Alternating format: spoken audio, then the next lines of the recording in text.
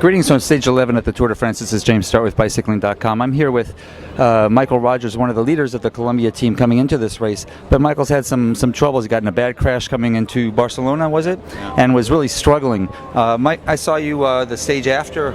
You looked like you were having cramps all over the place. It didn't look like you were going to be able to start the next day. Yeah, I wasn't having much fun in a couple of stages after. You know, I was having a lot of back problems. Kind of had a disc in my back that was a little bit sprained. So I've done a lot of work with the team physio over the last couple of days, you know, so things are getting much better now. What's a rider like yourself tell yourself? I mean, you were so close to dropping out, it looked like when I saw you at the end of that stage. What do you tell yourself just to keep going?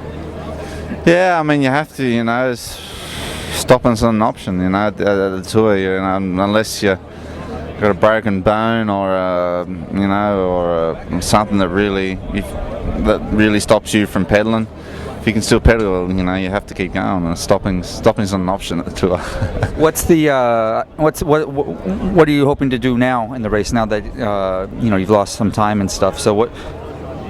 Obviously, you know, some hard stages come in the Alps, and if there's the opportunity there to go into the breakaways, certainly.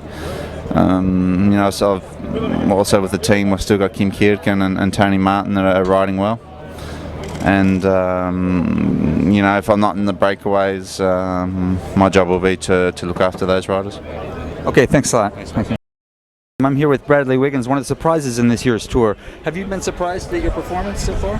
Not really, no. I was kind of knew I was in good shape coming into this tour, and I've been working pretty hard the last 3 months really with the Giro as well, and made a big progression there. So not really surprised, just more relief that I've confirmed to myself that I was kind of knew where I was at that level really. So more of just a confirmation and relief than anything than surprise.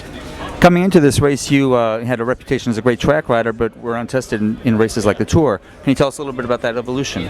Yeah, I think it's kind of you know, some great pursuers have come onto the road, and kind of, I think the pursuit, one thing is that if you can pursue well, you've got a great engine to do the road. And you know, Chris Boardman made a good transition. Brad McGee, you know, ran top 10 in the Giro and kind of just never got it right at the Tour. But you know, the basic engine is there, and the tools are there to kind of to make the change. It's just kind of a case of applying yourself, having the right people around you really, and fortunately for me it's worked really well this year. So we know you can time trial, now you're climbing. Yesterday, however, you lost 15 seconds in a split. Do you think maybe these flat technical stages could be your hardest stages for you? Yeah, I mean they're obviously the danger. You know, you've got to stay close to the front, and as another lesson learned yesterday really. I mean, 15 seconds by Paris isn't going to make a huge difference. I think the race is going to be decided on minutes and things. So, yeah, lesson learned really, and just trying to stay closer to the front today.